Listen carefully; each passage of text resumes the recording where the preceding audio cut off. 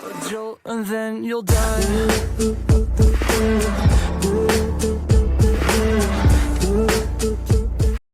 अस्सलाम वालेकुम। चलिए हम आज से अपना हिंदी मीडियम का पहला लेक्चर स्टार्ट करते हैं फिजिक्स का, जिसमें हम आपको भौतिक विज्ञान कराएंगे फॉर एएमयू 11th एंट्रेंस। जिसमें हम आज अपना चैप्टर स्टार्ट कर रहे हैं प्रकाश परावर्तन तथा अपवर्तन। हेडिंग डालिए।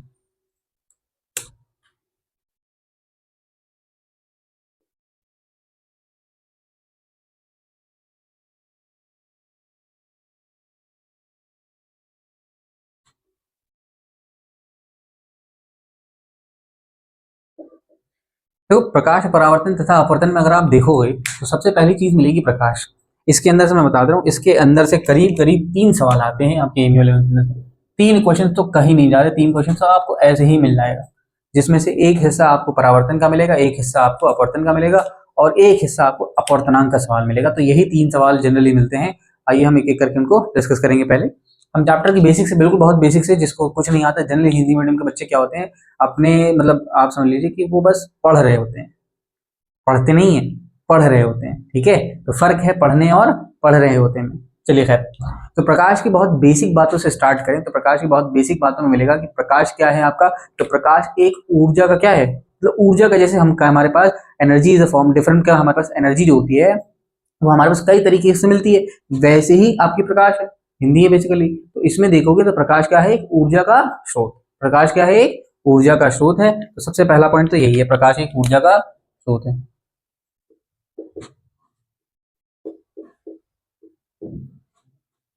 अच्छा हाँ, एक और चीज कि इसमें ना हो सकता है मात्राओं में गलती हो, तो आप कोई बात नहीं, इसको एडजस्ट कर लीजिएगा अपने हिसाब से। बाकी तो आप लोग जानते ही हैं, ऊर्जाओं का स्रोत है।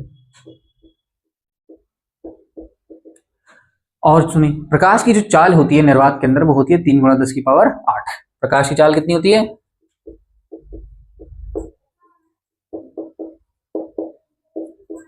3 × 10⁸ मीटर पर सेकंड। प्रकाश, अच्छा ये भी किसमें है, ये निर्वात के अंदर है, ये भी किसमें है, निर्वात में। ठीक है, प्रकाश की चाल 3 × 10⁸ किसमें होती है, मीटर पर सेकंड, वो भी निर्वात के अंदर होती है। जो प्रकाश होता है, प्रकाश जो होता है वो दोहरी प्रवृत्ति का होता है। दोहरी प्रवृत्ति मतलब आपकी कभी जो होता है वो आपको कण दिखाता है, मतलब कण की तरह बिहेव करता है, और कभी आपके तरंग की तरह बिहेव करता है। तो देखो प्रकाश क्या है, दोहरी प्रवृत्ति का होता है, प्रवृत्ति का होता है। प्रवृत्ति प्रवृत्ति प्रवृत्ति कैसे लिखेंगे, प्रवृत्ति, दोहरी प्रवृत्ति का होता है।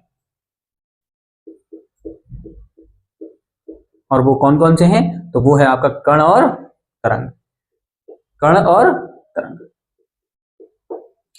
जब आप प्रकाश को और अच्छे से देखोगे तो प्रकाश आपको एक विद्युत चुंबकीय तरंग मिलेगा। जैसे आपने प्रकाश देखा, प्रकाश को आप जूम आउट करो, जब जूम करोगे तो आपको दिखेगा प्रकाश क्या है, एक विद्युत चुंबकीय तरंग है, और जो कि कैसा है, तो वो एक अनुप्रस्थ तरंग की तरह आपको दिखता है। जो कि कैसा है, अनुप्रस्थ तरंग। लिखो इसको भी, प्रकाश एक विद्युत चुंबकीय तरंग है।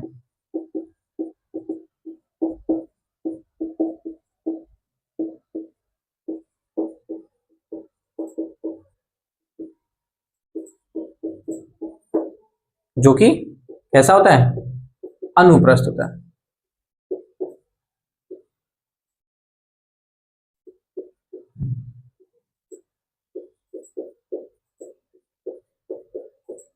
अगर आप यहां देखो तो यहां आपको 2 चीजें नहीं मिली। वो क्या मिला, एक मिला है आपको विद्युत चुंबकीय तरंग, एक क्या मिल गया, विद्युत चुंबकीय तरंग, और एक आपको मिला अनुप्रस्थ तरंग। अब ये क्या होता है, तो अभी हम इसके बारे में बात करते हैं। पहले हम प्रकाश के जो भी कितने भी सारे गुण हैं, हम एक एक करके उसको देख लेते हैं। प्रकाश की बहुत मूल बातों में से एक ये सारी क्या है, मूल बातें हैं कि प्रकाश क्या है, एक ऊर्जा का स्रोत है। प्रकाश क्या है, एक विद्युत चुंबकीय तरंग है जो कि अनुप्रस्थ होता है। प्रकाश की चाल निर्वात के अंदर 3 × 10⁸ होती है, और प्रकाश जो होता है वो दोहरी प्रवृत्ति का होता है। और सुनिए कि प्रकाश जो मिलेगा आपको,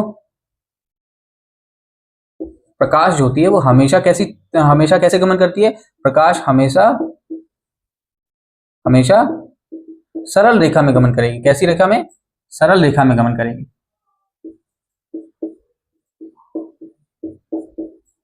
हमेशा सरल रेखा में गमन करती है।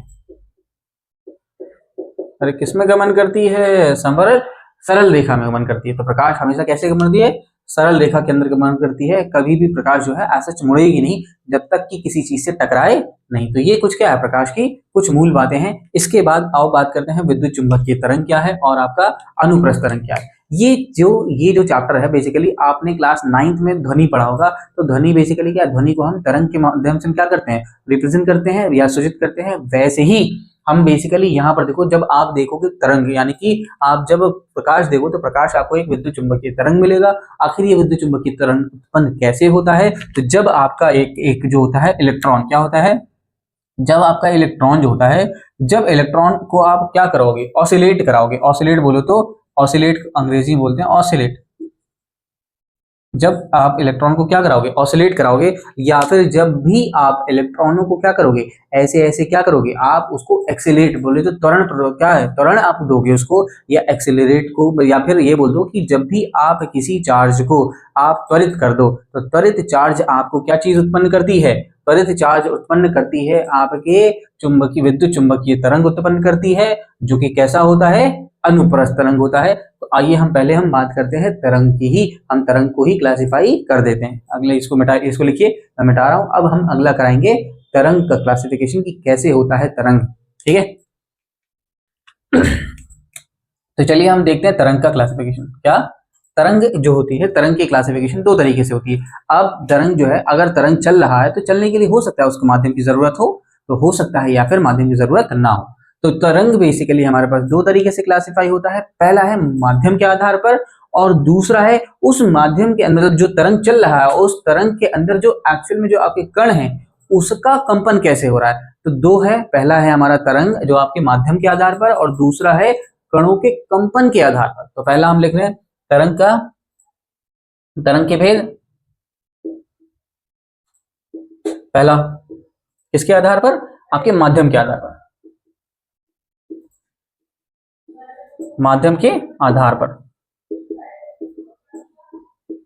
आप माध्यम के आधार पर देखो तो माध्यम के आधार पर हमारे पास दो तरीके से तरंग है। पहला तरंग है आपका जिसको हम बोलते हैं आपके यांत्रिक तरंग, और दूसरा है गैर यांत्रिक तरंग। तो यहां डालो यांत्रिक तरंग,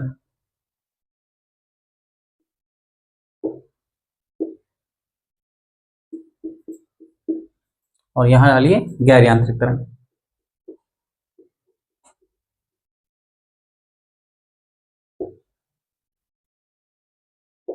जो यांत्रिक तरंग होती है इसमें आपको माध्यम की आवश्यकता क्या होती है, बिल्कुल होती है कि गैर यांत्रिक तरंग वो तरंग होती है जिसमें माध्यम की आवश्यकता होती है।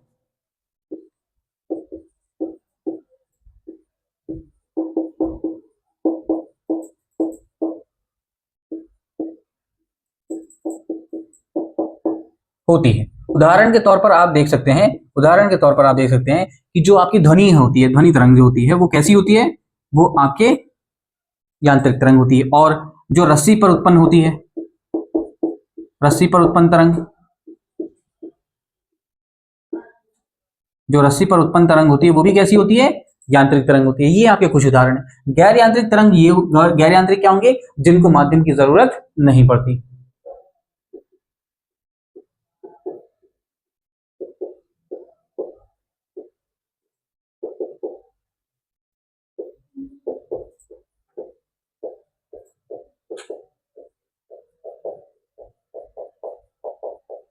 ठीक, अच्छा, इसके उदाहरण में आप देखोगे तो इसके उदाहरण में आपको मिलेगा प्रकाश। एक तो आपको मिलेगा, देखो सब बहुत सारे मिलेंगे। एक हो गया एक्सरे, यूवी रे, जब आपके पे हड्डी हाथ पैर टूटा होगा तो आपने एक्सरे कराया होगा, ये हो गया यूवी रे। आपने एक वो देखा होगा जो पबजी, या फिर आपने वो खेला होगा, क्या नाम है उसका, फ्री फायर। तो पबजी या फ्री फायर में उसमें एक क्या नाम है, गॉगल्स आता है जो कि रात में देखने में आपको हेल्प करता है, दैट इज इंफ्रारेड। इंफ्रारेड इसको बोलते हैं, हिंदी में बोलते हैं पराबैंगनी। क्या बोलते हैं, पराबैंगनी किरणें, पराबैंगनी किरणें। और दिस इज यूवी रेस। और हमारे पास नेक्स्ट है विजिबल लाइट। ये सब क्या है आपके,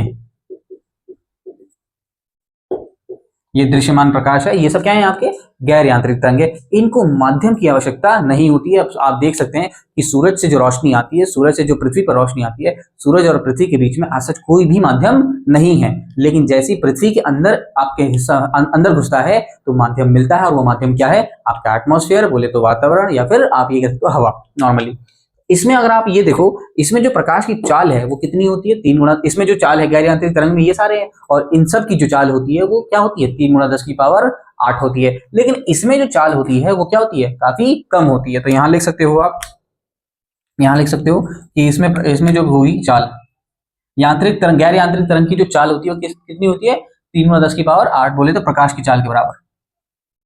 इनकी चाल प्रकाश की चाल के बराबर होती है, प्रकाश के चाल के बराबर होती है, प्रकाश के चाल के समान होती है। ठीक है, इनका जो होता है वो प्रकाश की चाल से क्या होता है, या गैर यांत्रिक तरंग से बहुत कम होता है। कितना होता है, बहुत कम। इसके उदाहरण में लिख लो, गैर यांत्रिक तरंग से बहुत कम चाल होती है।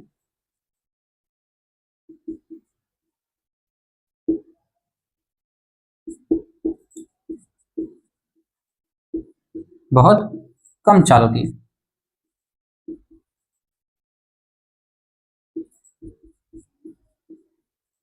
अच्छा, बहुत कम में कितना हो सकता है, तो अलग अलग में अलग अलग होता है, क्योंकि आपने देखा होगा ध्वनि जो होती है, ध्वनि में आपकी जो हवा के अंदर आपकी जो ध्वनि की चाल होती है वो कितनी होती है, आपकी करीब 330 या 340 होती है। लेकिन वही निर्वात में ध्वनि की चाल देखोगे तो कितनी मिलेगी, शून्य। कितनी मिलेगी, शून्य, क्योंकि निर्वात में सीधी बात है कोई भी माध्यम है ही नहीं, तो इसको तो माध्यम है ही जरूरत, तो माध्यम की जरूरत है, और आप माध्यम ही नहीं दे रहे तो चाल थोड़ी होगी जीरो, चाल क्या हो जाएगी, जीरो हो जाएगी। ठीक है, तो ये आपके कुछ उदाहरण है, इसको उतार लो। अब हम दूसरा देख रहे हैं, दूसरा देखेंगे, अब हम देखेंगे कणों के कंपन के आधार पर, इसको उतार लो।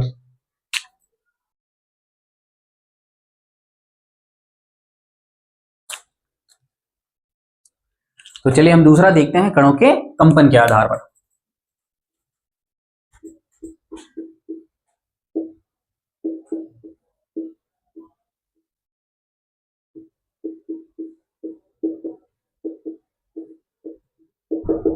कणों के कंपन के आधार पर जो आपका तरंग चलता है और उस तरंग के अंदर जो आपके कण होते हैं वो कंपन कर रहे होते हैं, तो उन कंपन के आधार पर हमारे पास दो तरीके की तरंग होती है, एक होती है अनुप्रस्थ और एक होती है अनुदैर्ध्य। तो हेडिंग इसमें लिखो, अनुप्रस्थ तरंग,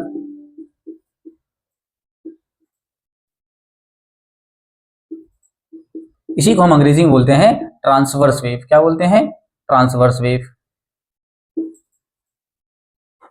और दूसरा होता है हमारे पास अनुदैर्ध्य तरंग।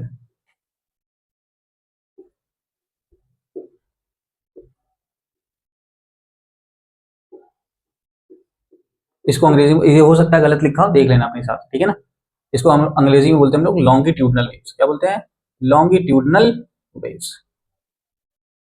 ठीक, अनुप्रस्थ तरंग क्या होता है, अनुप्रस्थ तरंग ये कहता है कि अगर मान लो कि तरंग की दिशा ये है, या फिर ऐसे मान लो कि अगर तरंग की दिशा ये है, तो जो इसके अंदर कण आपका जो कंपन कर रहा होगा वो इस तरंग की दिशा के लंबवत कर रहा होगा। कैसे कर रहा होगा, लंबवत कर रहा होगा। उदाहरण के तौर पर आप देख सकते, मतलब आप ये देख लीजिए कि मान लो कि भैया ऐसे है, ये रहा आपका, ये है आपके तरंग के गमन की दिशा, यानी कि तरंग जो गमन कर रहा है वो इस दिशा में कर रहा है, तरंग जो गमन कर रहा है वो इस दिशा में कर रहा है, तरंग के गमन की दिशा ये है।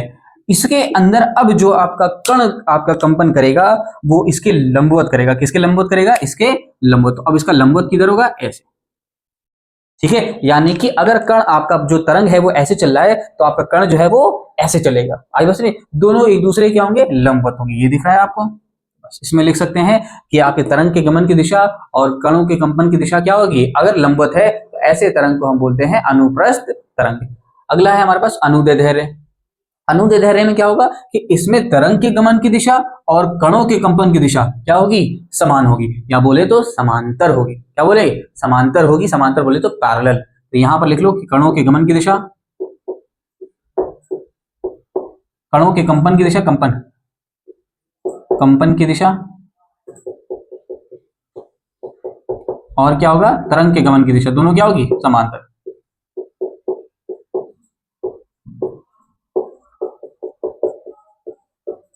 तो ऐसे तरंग को हम क्या बोलते हैं, ऐसे तरंग को बोलते हैं अनुदैर्ध्य। ये आप ध्वनि में पढ़ेंगे अच्छे से, लेकिन हाँ मैंने अभी करा दिया है तो अब मैं इसको ध्वनि में वापस नहीं कराने वाला, लेकिन हाँ फिर भी आपको रिवाइज जरूर करा दूंगा। ये अनुदैर्ध्य है और ये आपके अनुप्रस्थ तरंग है। इनकी खास बात क्या है कि जो अनुप्रस्थ तरंग है ये हमेशा क्या होते हैं, यांत्रिक तरंग होते हैं। क्या होते हैं, यांत्रिक तरंग।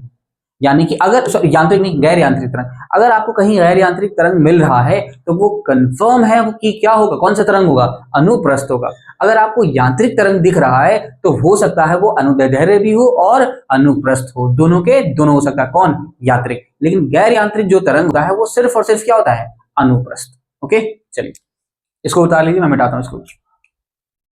तो ये हमने अभी तक क्या देख लिया, हमने अभी तक विद्युत चुंबकीय तरंग और उसके अंदर जो हमारे पास तरंग के जो आपके क्या क्या है भेद हैं, या आपके बेसिकली कई तरीके से क्या है क्लासिफाई किया गया था कि किसके आधार पर, हमने माध्यम के आधार पर और हमने कणों के आधार पर हमने क्या किया, तरंग को हमने बांटा, और बांटने के बाद हमने तरंग को पढ़ लिया अच्छे से। अब उस तरंग को जब देखेंगे ना, तो तरंग ना जब जाता है ना तो अपने कुछ छाप छोड़कर जाता है, क्या जाता है, छाप छोड़कर जाता है। उसी छाप को हम लोग बोलते हैं स्पेक्ट्रम। क्या बोलते हैं, उसी छाप को, जो छाप छूट गया उसी क्या बोलते हैं, विद्युत चुंबकीय स्पेक्ट्रम। तो जो हमारा क्या प्रकाश है, वो प्रकाश एक विद्युत चुंबकीय स्पेक्ट्रम छोड़ता है, और वो स्पेक्ट्रम के अंदर 7 चीजें होती हैं, और उस 7 में से एक हिस्सा होता है जिसको हम बोलते हैं दृश्यमान प्रकाश। जो उसको भी अगर आप गौर से देखो ना, तो वो भी जब दृश्यमान प्रकाश भी जब चलता है ना, तो वो भी अपने अंदर से 7 चीजें छोड़ता है, मतलब अपना छाप छोड़कर जाता है, एंड दैट छाप इज नोन एज दृश्यमान प्रकाश का स्पेक्ट्रम, जिसको हम विजिबल लाइट स्पेक्ट्रम बोलते हैं। आपने पढ़ा होगा रेनबो के अंदर जो 7 कलर होते हैं वो वास्तव में क्या होते हैं, आपके इसी के क्या होते हैं, हिस्से होते हैं। ठीक है, आइए हम देखते हैं आपका विद्युत चुंबकीय स्पेक्ट्रम। हेडिंग डालो, विद्युत चुंबकीय स्पेक्ट्रम।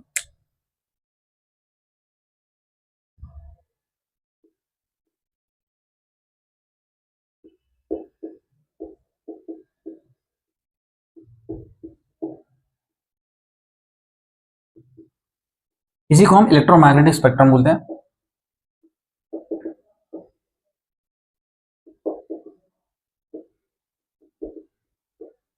देखो, आपको ये याद रहे तो बढ़िया है, नहीं याद रहे तो कोई मसला नहीं है। ये स्टार्ट होता है आपकी गामा किरणों से। कहां से स्टार्ट होता है, ये आपका स्टार्ट होता है गामा किरणों से। अंग्रेजी में लिख रहा हूं मैं, ठीक है ना, उसके बाद हिंदी लिख रहा हूं। ये होता है गामा रेस, फिर आता है एक्स रेस, फिर आता है यूवी रेस, फिर आता है विजिबल लाइट, फिर आता है आपके इंफ्रारेड, माइक्रोवेव, एंड लास्ट में आता है आपका रेडियो वेव। तो यहां से ऐसे चलता है। जब आप गामा किरण, एक्सरे, आपका ये आपका पराबैंगनी हो गया, ये दृश्यमान प्रकाश हो गया, इंफ्रारेड हो गया, माइक्रोवेव और रेडियो वेव। इसमें आपको याद क्या करना है कि भैया जब आप कहां से कहां, जब आप गामा किरणों से किधर की तरफ चलेंगे, रेडियो वेव की तरफ चलेंगे, गामा से आप रेडियो वेव की तरफ चलेंगे, तो आपकी आवृत्ति घटेगी और तरंग दैर्ध्य बढ़ जाएगा। यानी कि आवृत्ति क्या हो जाएगी, घटना शुरू हो जाएगी, और आपका तरंग दैर्ध्य बढ़ना शुरू हो जाएगा। यहां से ये पता लग रहा है कि आवृत्ति और तरंग दैर्ध्य एक दूसरे को क्या है, व्युत क्रमानुपाती हैं। क्या है, व्युत क्रमानुपाती हैं। F is inversely proportional to lambda. यहाँ F क्या है, आपकी आवृत्ति, F क्या है, आवृत्ति, और लैम्डा क्या है, तरंग दैर्ध्य। ठीक है, अब यहां देखो, इस चीज यहां पर ना एक सूत्र बनता है छोटा सा, कि इससे ना एक सवाल कभी कभी पूछ लेगा, वैसे नहीं पूछता जनरली, लेकिन हाँ आपको कहीं ना कहीं ये सवाल दिख जाएगा कि भैया आप ये बताइए, अगर आपको दे दिया जाए, अगर आपको तरंग दैर्ध्य दे दिया जाए, लेट्स से 3000 एंगस्ट्रॉम, तो इसकी आवृत्ति निकालिए, इसकी क्या निकालिए, आवृत्ति निकालिए। आपको ऐसा कुछ सवाल दे दे, तो अब आप क्या करेंगे, तो हमारे पास देखो, हमारे पास एक रिलेशन होता है जिसको हम कहते हैं C बराबर F लैम्डा। ये सूत्र होता है, इस सूत्र को याद रखिएगा, C बराबर F लैम्डा, जिसमें C क्या है, C होती है प्रकाश की चाल, C होती है प्रकाश की चाल, और F और लैम्डा तो अभी पता लग गया। ये सूत्र होता है, इस सूत्र से आपको चीजें याद रखनी है। ओके, इस चीज को याद रखिएगा, ये सूत्र उतार लीजिए। और आप देखिए कि जब यहां पर आपने ये देखा कि विजिबल लाइट, ये होता है दृश्यमान प्रकाश, ये आपको, मतलब अगर आप गौर से देखें, वैसे भी प्रकाश के आपको सभी हिस्से दिखाई नहीं देते हैं। आपको गामा किरणें दिखाई नहीं देती हैं, एक्सरे दिखाई नहीं देता, ये सब आपको दिखाई नहीं देते हैं। केवल एक हिस्सा दिखाई देता है, वो क्या है, विजिबल लाइट। जो आपकी विजिबल लाइट जो आपको दिखाई देता है, उस विजिबल लाइट के भी 7 स्पेक्ट्रम होते हैं, और वो क्या है, विबग्योर। वो क्या है आपका, विबग्योर। बोले तो violet, indigo, blue, green, yellow, orange and red. तो यहां पर आपको क्या मिलेगा, यहां पर आप देख सकते हैं कि वॉयलेट होता है आपका, ये वॉयलेट हो गया, इंडिगो, ये आपका नीला, हरा, पीला, संतरा, ये संतरा कह दो या नारंगी कह दो, या फिर ये रहा लाल। ये क्या है, ये लाल। ये 7 स्पेक्ट्रम है आपके किसके, आपके दृश्यमान प्रकाश के। इसकी भी खास बात क्या है कि जब आप वॉयलेट से कहां जाओगे, रेड की तरफ, या आप वॉयलेट से जाओगे लाल की तरफ, तो आपको क्या मिलेगा, आपको आवृत्ति घटती हुई मिलेगी और तरंग दैर्ध्य बढ़ता हुआ मिलेगा। क्या मिलेगा, आवृत्ति घटती हुई और तरंग दैर्ध्य बढ़ता हुआ मिलेगा। जो ये दृश्यमान प्रकाश है इसकी बहुत छोटी सी रेंज है, और वो छोटी सी रेंज आपको याद रखनी है। वो क्या याद रखनी है, दैट इज 350 हर्ट्ज से लेकर 350 नैनोमीटर, सॉरी फ्रीक्वेंसी में हम किलो, 350 नैनोमीटर से लेकर 750 नैनोमीटर, क्या ले लो, 350 से 750। अब आपको ये थोड़ा ना वैरी करता हुआ दिखेगा, कहीं आपको हो सकता है 300 से 700 दिखा जाए, क्या दिख जाए, 300 से 700 दिख जाए, या कहीं आपको 350 से 750 का दिख जाए, या कहीं आपको 400 से 700 दिख सकता है, या 400 से 750 दिख सकता है, या फिर 400 से 800 दिख सकता है। ये बेसिकली ऑप्शंस के हिसाब से आपको कौन सा याद रखना है, मैं यहाँ आपको कंफ्यूज नहीं कर रहा हूं, मैं आपको बता रहा हूं कि ऑप्शंस क्या सिलेक्ट करना है, कि जो आपको ना 3 ऐसे ऑप्शंस देगा जो कि रेंज से क्या होंगे, बाहर होंगे। वो एक ही ऐसा ऑप्शन होगा जिसमें 300 या 350 का या 400 का मैक्सिमम फर्क आपको दिखेगा, तो आप इन्हीं में से कोई टिक कर दीजिएगा। 350, 300 और 400 का फर्क मिलता है जनरली किसके किसके बीच में, आपके ये वॉयलेट और लाल के बीच में। आई बस ने, जिसमें सबसे ज्यादा तरंग दैर्ध्य किसका होता है, लाल का, और सबसे कम किसका होता है, वॉयलेट का। ठीक है, इसको उतार लीजिए। अब हम बात करते हैं अपने परावर्तन की। तो हम परावर्तन की बहुत बेसिक बातों से शुरू करते हैं, बहुत बेसिक, एकदम बेसिक, जो समझ लीजिए बच्चों वाली चीजों से हम क्या करते हैं, शुरू करते हैं। इसको उतारिए।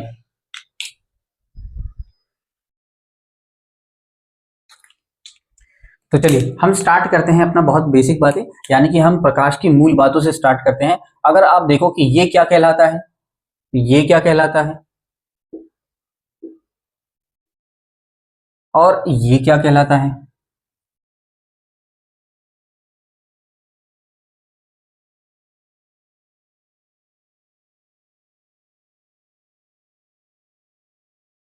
देखो ये है अगर सिंगल है तो सीधी बात है, ये है किरण आपका, और ये क्या है, आपके कई सारे किरण हैं, तो इसको हम बोलते हैं किरण पुंज। क्या बोलते हैं, किरण पुंज। ये ऐसी किरणें जो आप गौर से देखो कि ये ऐसी किरणें हैं जो कि क्या है, दूर जा रही हैं, तो इनको बोलते हैं हम लोग अपसारी किरणें। क्या बोलते हैं, अपसारी किरणें, अपसारी किरणें। जब आप अभी पढ़ोगे थोड़ी देर में अवतल दर्पण और उत्तल दर्पण, तो अवतल दर्पण जो होता है वो होता है अभिसारी। वो क्या होता है, अभिसारी होता है। और जो आपके उत्तल दर्पण होते हैं वो कैसी होती हैं, वो आपकी होती हैं अपसारी। यानी कि उत्तल दर्पण आपकी क्या होती हैं, ऐसे अभिसारी होती हैं, उसके जो अंदर जो किरणें होती हैं वो कैसी होती हैं, दूर दूर जाती हैं, और आपका अवतल दर्पण अभिसारी होता है। ठीक, ये हो गया। और देखिए, और हमारे पास अगर हम पदार्थ को देखें, अगर हम किसको देखें, पदार्थ को देखें, पदार्थ को देखोगे तो पदार्थ हमारे पास 3 तरीके के होते हैं। एक होता है आपके पास पारदर्शी, पारभासी और आपके अपारदर्शी। तो ये 3 तरीके होते हैं। पारदर्शी वो होता है जिसके अंदर से आपकी क्या होती है, लाइट चली जाती है, पूरी की पूरी चली जाती है। पारभासी क्या होता है, जिसमें से कुछ हिस्सा लाइट जाता है और कुछ हिस्सा ब्लॉक हो जाता है, यानी कि नहीं जाता। और अपारदर्शी क्या होता है, जिसके अंदर से कुछ भी लाइट ना जाए। ऐसे ही आपके पदार्थ हो गया, ऐसे ही हमारे पास माध्यम होता है। तो माध्यम भी अगर आप देखोगे तो माध्यम भी वही 3 तरीके के होते हैं। कौन कौन से, पदार्थ में देखो पारदर्शी, क्या नाम है, अपारदर्शी, अपारदर्शी, आपका पारदर्शी और पारभासी।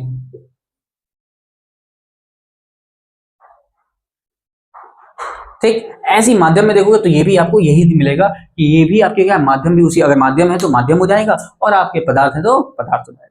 सीधी बात। हमारे पास कई सारे ऐसे वस्तु होते हैं जो कि पारदर्शी होते हैं, ऐसे बहुत सारे वस्तु होते हैं जो कि क्या होते हैं, पारभासी होते हैं या फिर अपारदर्शी होते हैं। होते हैं कि नहीं होते हैं, तो ये सारी चीजें। अब एक आपने देखा होगा कि जिसके पास खुद की रोशनी होती है, जिसके पास क्या होती है, खुद की रोशनी होती है, उसको हम बोलते हैं ल्यूमिनस ऑब्जेक्ट। क्या बोलते हैं, ल्यूमिनस। और जिसके पास खुद की रोशनी नहीं होती उसको बोलते हैं नॉन ल्यूमिनस। इसको हिंदी में बोलते हैं हम लोग आत्मदीप। और जिसके पास क्या है, अब क्या, आत्मदीप, और आत्मदीप कहते हैं जिसको हम बोलते हैं ल्यूमिनस। और जो आपका जिसके अंदर खुद की रोशनी नहीं होती उसको हम क्या बोलते हैं, उसको बोलते हैं हम लोग अपार, नहीं, पता नहीं क्या बोलते हैं, जो भी बोलते हो उससे हमें मतलब नहीं। अभी आप समझ गए ना, जिसके पास खुद की रोशनी होती है उसको हम बोलते हैं क्या, ल्यूमिनस या फिर आत्मदीप, आत्मदीप। तो बोलो, अंग्रेजी में लिख दे रहा हूं मैं डायरेक्टली, बाकी आप लोग तो समझ ही गए होंगे। ल्यूमिनस ऑब्जेक्ट और दूसरा है आपके पास नॉन ल्यूमिनस ऑब्जेक्ट, ठीक। तो ये हमारी क्या हो गई, ये बातें हो गई कुछ। नेक्स्ट है हमारे पास सतह। अगर आप सतह देखोगे तो सतह भी हमारे पास दो सतह मिलेगी। एक मिलेगा चिकनी सतह, कैसी मिलेगी, एक मिलेगी आपको चिकनी सतह और एक मिलेगी आपको खुरदुरी सतह। क्या मिलेगी, खुरदुरी सतह।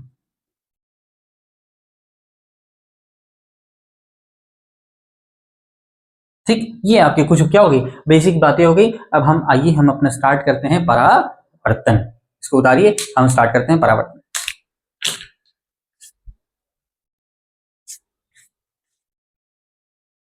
हेडिंग डालिए, परावर्तन।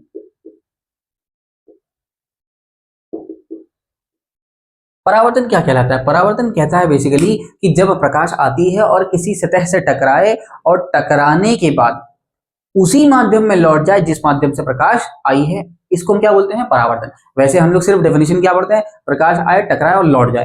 भैया लौट के कहाँ जाए, जिस माध्यम से आई है उसी माध्यम में जानी चाहिए। यानी कि जब प्रकाश का क्या हो जाएगा, जब प्रकाश किसी सतह से टकराती है, जब प्रकाश किसी सतह से टकराती है,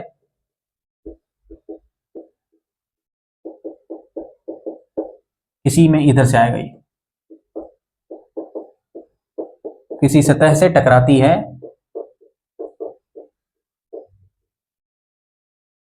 और उसी माध्यम में लौट जाए, ताकि किसी क्या नाम है, जब प्रकाश किसी सतह से टकराए और उसी माध्यम में लौट जाए, टकराए और उसी माध्यम में लौट जाए,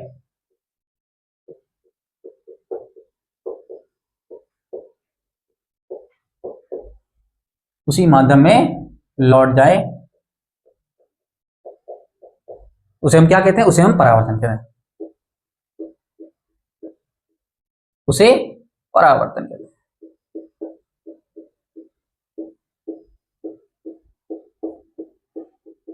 कोई तकलीफ, ये हो गया परावर्तन सिंपल। अगर हम आपका क्या नाम है, किरण आरेख देखें, किरण आरेख आप देखोगे तो आपको किरण आरेख ऐसा मिलेगा, ये रहा आपका आपतित किरण, ये रहा, ये ऐसे आए और ऐसे चला जाए। तो इसके अंदर अगर आप देखोगे तो ये कहलाता है आपतित किरण, ये कहलाता है आपतित किरण जो कि आया है, आपतित किरण। ये कहलाता है आपका अभिलंब, ये क्या कहलाता है, अभिलंब। अभिलंब बेसिकली क्या होता है, वो इस सतह के क्या होता है, लंबवत होता है। अभिलंब इस सतह के क्या होता है, लंबवत होता है। और ये होता है परावर्तित किरण, ये होता है आपका परावर्तित किरण। और ये तो सतह है ही है, ये क्या है आपका सतह। कोई तकलीफ, ये होता है हमारा परावर्तन। अब परावर्तन दो तरीके की होती है, परावर्तन कितने तरीके के, दो तरीके। एक होता है नियमित परावर्तन और एक होता है अनियमित परावर्तन। हेडिंग डालिए, नियमित परावर्तन।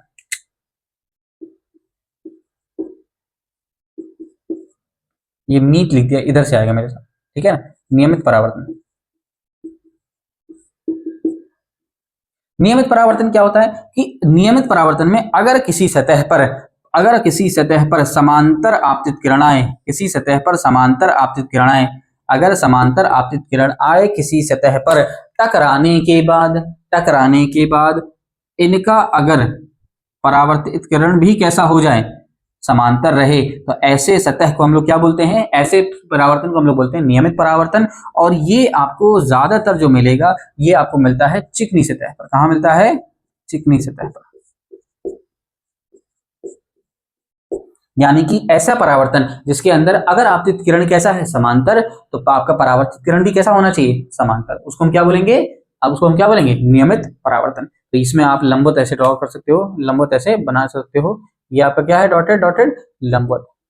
कोई तकलीफ, चल। दूसरा है आपके पास अनियमित परावर्तन, अनियमित परावर्तन। अनियमित परावर्तन सिंपल, ये आपके होगा कहां, खुरदुरी सतह पर होगा। कहां होगा, खुरदुरी सतह पर होगा। इसमें खास बात क्या है कि अगर आपतित किरण कैसी है, समांतर, आपतित किरण कैसी है, समांतर, तो क्या इसमें परावर्तित किरणें समांतर होंगी, ना, उसमें परावर्तित किरणें कैसी होंगी, समांतर नहीं होंगी। ठीक है, उसको हम क्या बोलेंगे, इसको हम बोलेंगे अनियमित परावर्तन। और ये कहां होगा, खुरदुरी सतह पर। कहां होगा, खुरदुरी सतह पर।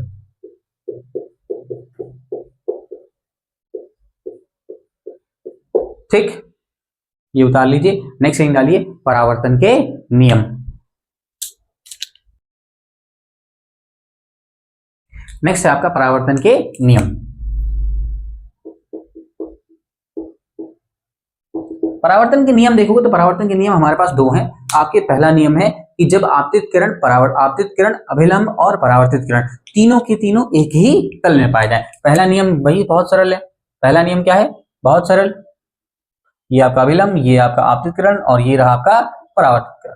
तो ये तीनों किस में पाए जाए, एक ही तल में पाए जाए। बोले तो IR, नॉर्मल और RR, यानी कि आपतित किरण, अभिलंब और परावर्तित किरण। और ये तीनों के तीनों कहां पाए जाए, तीनों के तीनों एक ही तल में पाए जाए, एक ही तल में पाए जाए। तीनों एक ही तल में पाए जाएं, उसको हम क्या बोलते हैं, ये हमारा पहला नियम हो गया। दूसरा नियम और सरल, दूसरा नियम सबसे सरल भैया। ये क्या बोलता है, ये बोलता है कि जो आपका आपका आपतन कोण, ये है आपका आपतन कोण और ये है आपका परावर्तन कोण। आपतन कोण और परावर्तन कोण क्या होता है, बराबर। एंगल I बराबर एंगल R। यहां थोड़ा सा कंफ्यूजन होता है बच्चों को कि भैया आपतन कोण क्या है। तो आपतन कोण वो कोण है जो अपवर्तित किरण और अभिलंब के बीच में बनने वाला कोण। अपवर्तित किरण और अभिलंब के बीच में बनने वाले कोण को क्या कहते हैं, आपतन कोण। और अपवर्तित क्या है आपका परावर्तित किरण, आपका परावर्तित किरण और अभिलंब के बीच में बनने वाले कोण को क्या कहते हैं, परावर्तन कोण। और ये दोनों कोण क्या होते हैं, बराबर होते हैं। ठीक है, अब सुनिए इसके अंदर और सुनिए, ये वाला जो एंगल है, ये वाला, इसको अंग्रेजी में बोलते हैं, अंग्रेजी में इसका अलग सा नाम है, दैट इज ग्लांस एंगल। क्या है ये, ग्लांस एंगल। और हिंदी में ऐसा कुछ नहीं है। हिंदी में क्या बोलोगे, हिंदी में बोलोगे वो एंगल जो सतह से है, वो कोण जो सतह से है, उसको हम क्या बोलते हैं, अंग्रेजी में ग्लांस एंगल बोलते हैं, हिंदी में ऐसा कुछ नहीं बोलते। ठीक है ना। चलो, ये आपके हो गए परावर्तन के नियम, इसको उतार लीजिए। अब इसके बाद आएगा हमारे पास कुछ बेसिक से सवाल हैं, उसको हम डिस्कस करेंगे बाद में। ठीक है, अभी इसको उतार लीजिए, हम अगला टॉपिक इंशाल्लाह अगले लेक्चर में कंटिन्यू करेंगे। अल्लाह हाफिज।